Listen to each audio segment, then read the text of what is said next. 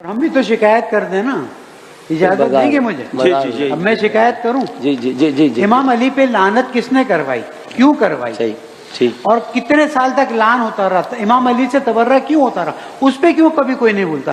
ابو Lulu Feroz کی کیا حیثیت ہے جو اس کو لے کر آئے؟ امام علی پہ لعن کرنے والوں کو بالکل صحیح بات، جنہوں نے شام میں جمعے کے نماز میں امام علی پہ لعن کروایا ہے، اس کی بات کیوں نہیں ہوتی ہے؟ حضرت علی اہل بیت علیہ السلام میں صرف صحابہ میں نہیں ہے، ان کی بات کیوں نہیں ہوتی؟ ایک بات ضرور ہونی چاہیے. ہم سے تو آپ نے معافی منگوا لی، اس کو یہاں پر شروع کرنے کی کیا ضرورت ہے؟ ایک بات مگر ایک اور ضرور. امام علی پہ لعن کرنے والوں پہ لعنت کریں گے؟ لعنت ان پر لعنت. کہیے جنہوں نے امام علی پہ لعنت کی ان پہ لعنت. بالکل ہم کہتے ہیں. جنہوں نے امام علی پہ لعنت کی ان پہ لعنت. بالکل ہم کہتے ہیں. جنہوں نے امام علی پہ لعنت کی ان پہ لعنت. بالکل ہم کہتے ہیں. کہیے لعنت، آپ بھی کہیے لعنت. سب پہ صحابہ کرام پتہ چلے گا. نہیں بات اور کیس بس ہو گئی. صحابہ کرام میں سے ایک ہستی بھی ایسی نہیں گزری. یہ اہل بیت میں سے اہل بیت کا مقام نہیں کیا جاتا. تیسری مثال سنن نبی داؤد میں 4650، مسند احمد میں 1629، جلد 1 اور صفحہ 187 پر. حضرت معاویہ رضی اللہ تعالیٰ عنہ نے مغیرہ ابن شعبہ کو کوفے کا گورنر مقرر کیا، وہ بھی صحابی ہیں رضی اللہ تعالیٰ عنہ. تو سعید ابن زید وہاں ملنے کے لیے آئے. سعید ابن زید آپ کو پتا ہے کون ہے؟ عشرہ مبشرہ میں سے حضرت عمر کے بہنوئی، پہلے 10 مسلمانوں میں سے، اور ان کے والد وہ ہیں کہ جو زمانے جاہلیت میں بھی موحد تھے، صحیح بخاری میں آتا ہے، اور خانہ کعبہ کے وہ غلاف سے لپٹ کے کہا کرتے تھے اللہ میں صرف تجھے پوجنا چاہتا ہوں. یہ وہ ہیں سعید ابن زید. یہ حضرت مغیرہ ابن شعبہ کو ملنے کے لیے آئے کوفے میں، اور جامعہ مسجد میں، الفاظ ہیں مسجد میں آئے کیونکہ وہاں حکمران بھی مسجد میں ہی بیٹھتے تھے. حضور صلی اللہ علیہ وسلم بھی آپ کو پتا ہے آپ کا ہیڈ آفس بھی مسجد نبوی تھا، آپ کا وہ گیسٹ ہاؤس بھی وہی تھا، سب کچھ وہی تھا، وہیں آپ تربیت کرتے تھے. تو بڑی چارپائی پہ مغیرہ ابن شعبہ بیٹھے تھے. سعید ابن زید آئے تو وہ انہوں نے استقبال کیا کہ حضرت عمر کا بہنوئی آیا ہے، اور پہلے 10 مسلمانوں میں سے انہوں نے ان کو اپنے پاس چارپائی پہ بٹھایا پروٹوکول کے ساتھ. تھوڑی دیر میں وہاں پر ایک شخص آیا قیس بن علقمہ، اور اس نے باتوں باتوں میں گالیاں نکالنی شروع کی اور کسی کو برا کہنا شروع کیا اور کسی پہ لعنت شروع کر دی. حضرت سعید بن زید تھوڑی دیر تک تو مہمان تھے بیچارے، خاموش رہے، سنتے رہے. پھر انہوں نے کہا مغیرہ ابن شعبہ یہ کس کو گالیاں نکال رہا ہے؟ انہوں نے کہا یہ مولا علی کو گالیاں نکال رہا ہے. اللہ اکبر والیعوذ باللہ تعالی. حضرت سعید ابن زید کانپ اٹھے. انہوں نے کہا اوے مغیرہ، اوے مغیرہ، اوے مغیرہ 3 دفعہ. حضرت مغیرہ ابن شعبہ صلح حدیبیہ سے بھی پہلے کے مسلمان ہیں. اوے مغیرہ، مجھے زندگی نے یہ دن دکھانا تھا کہ تو اللہ کے نبی کا صحابی اور تیری مجلس میں مسجد میں ایسے لوگ بیٹھتے ہیں جو جنتی مولا علی کو گالیاں نکالتے ہیں، اور نہ تو انہیں اپنی مجلس سے نکالتا ہے نہ ان کا منہ بند کرواتا ہے. مغیرہ کان کھول کر سن، اللہ کی قسم میں نے نبی صلی اللہ علیہ وسلم سے یہ حدیث خود سنی تھی، اور میں اس بات سے ڈرتا ہوں کہ میں کوئی ایسی حدیث بیان کروں جو میں نے نہ سنی ہو، اور حضور صلی اللہ علیہ وسلم قیامت والے دن میرا گریبان پکڑ لیں کہ تم نے یہ حدیث کیوں بیان کی، اور میں حضور کو منہ نہ دکھا سکوں. میں نے اللہ کے نبی صلی اللہ علیہ وسلم سے ایک مجلس میں یہ بات سنی تھی، ابو بکر فی الجنہ، عمر فی الجنہ، علی فی الجنہ، عثمان فی الجنہ، علی کا نام پہلے لیا، عثمان فی الجنہ، طلحہ فی الجنہ، زبیر فی الجنہ، عبد الرحمن بن عوف فی الجنہ، سعد ابن ابی وقاص فی الجنہ. یہ 8 بندے جنت میں، اور ایک 9واں بھی. ایک 10 والی حدیث ہے وہ جامعہ ترمذی میں حضرت عبد الرحمن بن عوف سے ہے، اس میں ابو عبیدہ ابن جرح بھی موجود ہے، اس میں نہیں ہے. 8 بندے جنت میں اور ایک 9واں بھی. اگر چاہوں تو اس کا نام بھی بتا دوں، پھر خاموش ہو گئے. اب مسجد میں آوازیں بلند ہوئیں کہ سعید ابن زید وہ 9واں شخص کون ہے آپ بتائیں ہمیں. پھر لوگوں نے اللہ کی قسم دے کر پوچھا کہ ہم آپ کو اللہ کی قسم دے کر کہتے ہیں کہ آپ اس 9ویں شخص کا نام بتائیں کہ کون تھا جس کو حضور نے جنت کی خوشخبری دی تھی اس مجلس میں. تو حضرت سعید ابن زید رضی اللہ تعالی عنہ نے کہا کہ اللہ کا نام بڑا ہے، اب چونکہ تم نے مجھے اللہ کی قسم دی ہے لہٰذا میں تمہیں اس 9ویں کا نام بھی بتا دیتا ہوں.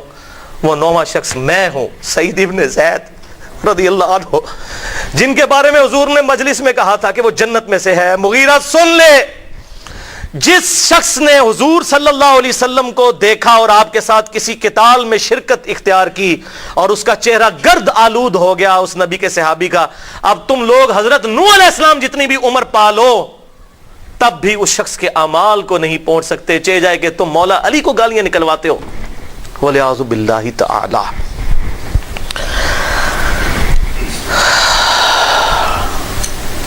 اسی کانٹیکسٹ میں ایک اور حدیث سنن نبی داؤد میں 4648 اور سنن نسائی الکبریٰ میں 8208 ہے۔ یہ وہ حدیث ہے جو میں نے زبیر علی زئی صاحب کو بتائی۔ انہوں نے اپنے رسالے میں لکھا کہ مجھے کوئی ایسی حدیث نہیں ملی کہ حضرت امیر معاویہ نے خود گالی دی ہو یا اپنے سامنے دلوائی ہو۔ ہاں وہ اپنے گورنروں سے جو دلواتے تھے وہ علیحدہ بات ہے، خود وہ ایسی کوئی بات ثابت نہیں۔ میں نے پھر ان کو یہ حدیث بھیجی جو شیخ البانی بھی صحیح کہتے ہیں، زبیر علی زئی صاحب بھی صحیح، میں نے ان کو بتائی۔ سنن نبی داؤد 4648، سنن نسائی الکبریٰ 8208 کہ حضرت امیر معاویہ رضی اللہ تعالیٰ عنہ جب کوفے آئے تو مغیرہ ابن شعبہ نے سپاس نامہ پڑھا ان کے استقبال میں، ان کو سٹیج پہ بٹھا کے مغیرہ ابن شعبہ نے وہاں پر سپاس نامے میں حضرت علی پہ لعنت کی، علی پر لعنت، علی سے محبت کرنے والوں پہ لعنت، یہ بنو امیہ کا سلوگن ہوتا تھا، وَلِعَوْذُ بِاللَّهِ تعالی۔ تو وہاں پر بھی سعید ابن زید موجود تھے، انہوں نے کہا اس ظالم مغیرہ کو دیکھو، یہ جنتی شخص پر لعنت کرتا ہے، جبکہ میں نے رسول اللہ سے سنا ابو بکر جنت میں ہے، عمر جنت میں ہے، علی جنت میں ہے، عثمان جنت میں ہے۔ پوری حدیث اشرم و اشرف علی وہاں پر بھی انہوں نے بیان کر کے الحمدللہ اعلان حق کیا اس حوالے سے۔ لہذا یہ کوئی ایگریڈ اپون مسئلہ ہے، اس میں کوئی اختلاف نہیں۔ صحیح مسلم میں 6229 کہ بنو امیہ کے دور میں حضرت علی پر ممبروں پر لعنت ہوتی تھی۔ بخاری میں بھی اشارتاً 3703، مسلم میں 6220 بھی، مسند ابی یعلا میں ہے ام سلمہ جو حضور کی آخر میں فوت ہونے والی بیوی ہیں، ام المومنین، انٹرنیشنل نمبر کے مطابق 7013 مسند ابی یعلا میں، وہ کہتے ہیں کہ لوگوں، حضرت ام سلمہ کہا کرتی تھی لوگوں تمہارے ممبروں پر رسول اللہ کو گالیاں دی جاتی ہیں۔ تابعین نے کہا اماں جان کس کی مجال جو رسول اللہ پر گالی بکے؟ انہوں نے کہا تم نہیں کہتے کہ علی پر لعنت، علی سے محبت کرنے والوں پر لعنت، اور میں حضور کی بیوی کہتی ہوں کہ سب سے زیادہ رسول اللہ علی سے محبت کرتے تھے، تو تم تو رسول اللہ کو گالی بکتے ہو جب کہتے ہو کہ علی پر لعنت، علی سے محبت کرنے والوں پر لعنت، وَلِعَوْذُ بِاللَّهِ تعالی۔ اور اس حدیث کو شیخ زبیر علی زئی صاحب نے مشکات میں 6101 نمبر حدیث کے فٹ نوٹ پہ لکھا کہ حدیث صحیح ہے، اور شیخ البانی کے نزدیک بھی یہ حدیث الحمدللہ صحیح ہے۔ سیکنڈ لاسٹ مثال، چوتھی مثال، صحیح مسلم میں انٹرنیشنل نمبرنگ کے مطابق 6220 نمبر، یہ بڑی کڑوی گولی ہے، ویسے تو ساری کڑوی ہیں، کڑوی در کڑوی آ رہی ہیں۔ 6220 صحیح مسلم، حضرت امیر معاویہ رضی اللہ تعالی عنہ نے سعد ابن ابی وقاص کو بلا کر حکم دیا اور پھر کہا کہ آپ کو کون سی بات مانے ہے کہ آپ علی کو گالیاں نہیں دیتے؟ وہ کہتا جی پتہ نہیں کون سا حکم دیا تھا، جس چیز سے انکار کیا تھا اسی کا حکم دیا تھا، وہ منع کرتے تھے۔ سعد ابن وقاص کو کہا کہ میں نے آپ کو حکم دیا ہے، آپ کو کس چیز یہ مانے ہے کہ آپ حضرت علی پر لعنت نہیں کرتے ابو تراب کے اوپر؟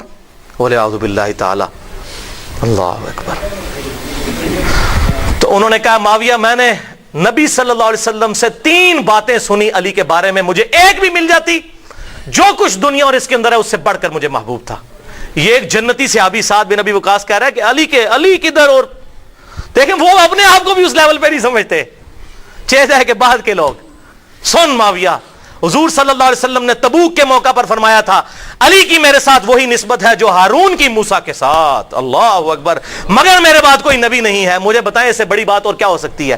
امام بخاری صحیح بخاری میں پہلی حدیث مولا علی کے چیپٹر میں یہی لے کر آئے ہیں، امام مسلم بھی یہی لے کر آئے ہیں کہ علی کی میرے ساتھ وہی نسبت ہے جو ہارون کی موسیٰ کے ساتھ، مگر میرے بعد کوئی نبی نہیں۔ اور معاویہ سن دوسرا، آپ صلی اللہ علیہ وسلم نے خیبر کے موقع پر فرمایا تھا کل اس شخص کے ہاتھ میں جھنڈا دوں گا جو اللہ اور اس کے رسول سے محبت کرتا ہے، اور اللہ اور اس کا رسول اس سے محبت کرتے ہیں۔ ہمیں تو پوری رات نیند ہی نہیں آئی کہ یہ شخص کون ہوگا۔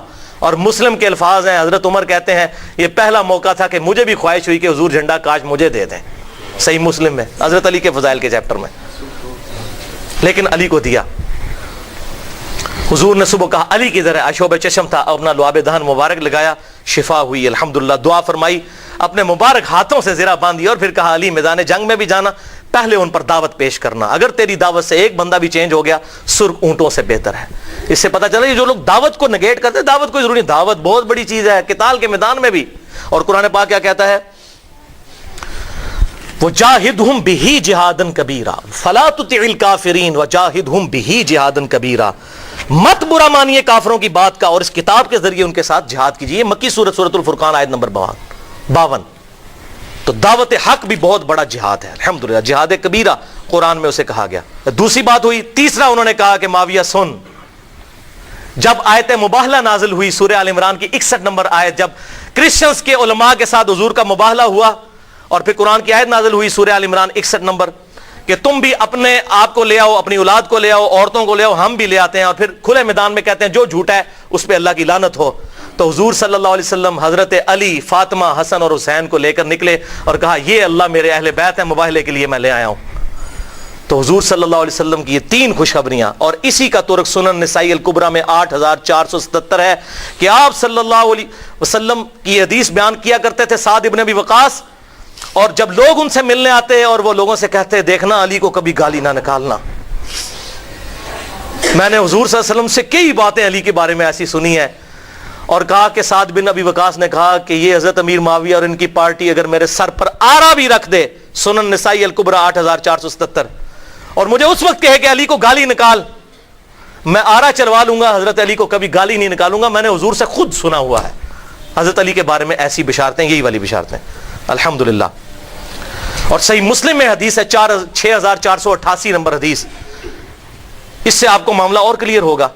عبد الرحمن بن عوف رضی اللہ تعالیٰ عنہ شروع کے مسلمان ہیں. حضرت خالد ابن ولید بعد میں مسلمان ہوئے، صلح حدیبیہ کے بعد. فتح مکہ سے پہلے ہوئے لیکن صلح حدیبیہ کے بعد.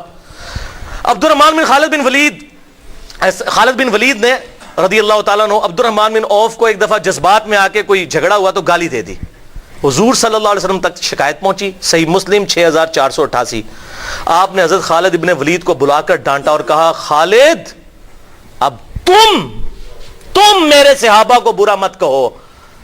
خالد بن ولید بھی صحابی تھے کہ نہیں؟ پھر ان کو کہا تم میرے صحابہ کو برا، ان کو علیحدہ کیوں کر دیا؟ اور بھائی خالد اس وقت صحابی تھا جب اسلام کا گولڈن پیریڈ شروع ہو چکا تھا، اور عبد الرحمن بن عوف اس وقت صحابی تھا جب صحابی کا مطلب پینٹی کھانا تھا. خالد بن ولید اس وقت صحابی ہوا جب صحابی نہ ہونا پینٹی کھانا تھا. زمین اسمان کا فرق ہے. اب تم میرے صحابہ کو برا مت کہو، اگر اب تم احد پہاڑ کے برابر بھی سونا خیرات کر دو، میرے صحابی کے ایک مد یعنی 600 گرام، آدھا کلو کو نہیں پہنچ سکتے، نہ اس کے آدھے کو، ایک پاؤ کو بھی نہیں. یہ حدیث آدھی بیان کرتے ہیں میرے صحابہ کو برا مت کہو. پوری حدیث بتاؤ یہ حضور نے کس کو کہا تھا؟ صحابہ کو کہا تھا کہ تم بعد والے صحابہ کو کہ میرے صحابہ کو برا مت کہو. ہم تو خیر جرت ہی نہیں کر سکتے نا. تو یہ تو صلح حدیبیہ کے وقت مسلمان ہوئے، اس کے بعد اور جو فتح مکہ کے بعد معافی مانگ کے مسلمان ہوئے، وہ ممبروں پر گالیاں نکالیں حضرت علی کو. تو حضور صلی اللہ علیہ وسلم کا کیا ایٹیچیوڈ ہو ان کے بارے میں وہ آپ نے سن لیا. کاٹ کھانے والی ملوکیت، حضور پہلے ہی کہہ گئے کاٹ کھانے والی ملوکیت. اور حضرت سفینہ نے کہہ دیا شریر ترین بادشاہت رضی اللہ تعالی عنہم اجمعین. تو آپ صلی اللہ علیہ وسلم نے حضرت خالد کو ڈانٹا. لہٰذا اس بات سے پتہ چلا کہ سب سے پہلے صحابہ اس چیز کے مصداق ہیں کہ وہ کسی صحابی کو گالی مت دیں. اور بخاری اور مسلم کی متفق علیہ حدیث ہے اگر میری بیٹی فاطمہ بھی چوری کرے میں اس کے بھی ہاتھ کٹوا دوں. اسلام کسی کو نسبت کی وجہ سے یہ اجازت نہیں دیتا کہ وہ کہ جی میں جو مرضی کرتا رہوں، وہ جی بخشا بخشا ہے. اس طرح نہیں ہوتا. جرم ہے، اس کے بعد کسی کے جرم کی وجہ سے کوئی کافر نہیں ہو جاتا، اور نہ یہ ہے کہ اس کی نیکیاں ضائع ہو جاتی ہیں. وہ اس کی غلطیاں اپنی جگہ، احترام اپنی جگہ پر رہے گا. اور یہاں پر میں حدیث بیان کر دوں صحیح بخاری میں 1393 نمبر حدیث کہ آپ صلی اللہ علیہ وسلم نے ارشاد فرمایا مردے کو گالی مت دو، وہ اپنے انجام کو پہنچ چکا. اگر اچھا تھا تو اللہ اس کے ساتھ اچھائی کر رہا ہوگا، برا تھا تو وہ اس کو گالی مت دو. تو اب مجھے بتائیں جن لوگوں نے ممبروں پر 60 سال تک حضرت علی کو گالی دی، حضرت علی تو فوت ہو چکے ہوئے تھے، ایک صحابی کو گالی دی اور اولو العزم صحابی کو، اور اس کی وفات کے بعد اب کتنی دشمنی نبھانی ہے. لہٰذا یہاں پر میں خصوصاً اہل تشیع بھائیوں سے ضرور ریکویسٹ کروں گا جو مولا علی کے ماننے والے ہیں وہ بات سمجھ لیں. مولا علی نے خوارج جنہوں نے مولا علی کو کافر کہا، مولا علی نے ان کے جنازے خود پڑھائے اور کہا یہ میرے بھائی تھے بگوڑے ہو گئے، میں ان کو مسلمان ہی سمجھتا ہوں. اپنے ہاتھوں سے دفن کیا، ان کی عورتوں کو لونڈیاں نہیں بنایا. اور جب جنازہ پڑھایا جاتا ہے اس میں دعائے مغفرت ہوتی ہے، اللہم اغفر لحینا و میتنا. لہذا جو مولا علی کے ماننے والے ہیں وہ کسی صحابی کو گالی نہیں دیں گے. ہاں جو بنو امیہ کے ماننے والے ہیں تو یہ بدعت انہوں نے ہی شروع کی تھی، تو وہ ان کے ماننے والے ہیں، ٹھیک ہے، وہ اپنی نسبت ان کے ساتھ قائم رکھیں. ہم تو الحمدللہ مولا علی کے ماننے والے ہیں, ہم بنو امیہ کے ماننے والے نہیں ہیں, اور نہ ہم معاویہ بن ابی سفیان یا عمر ابن عاص یا مغیرہ ابن شعبہ رضی اللہ عنہم اجمعین ان کے ٹریک پہ چڑھنے والے ہیں. ان کی اللہ تعالیٰ کا ان کا معاملہ اللہ کے سپرد, لیکن ان کی ان غلط چیزوں کے اوپر ہم چلنے والے نہیں. ہم حضرت علی کے ساتھی ہیں, ہم کسی بھی صحابی کو برا نہیں کہیں گے انشاءاللہ. لہذا توبہ کریں. جو بھی آپ کو رافضی نظر آئے, صحابہ پر لعنت کرتے ہیں, کو تم حضرت معاویہ کی پارٹی کا آدمی ہے, تو مولا علی کی پارٹی کا آدمی نہیں ہے, اس لیے تو یہ کام کرتا ہے.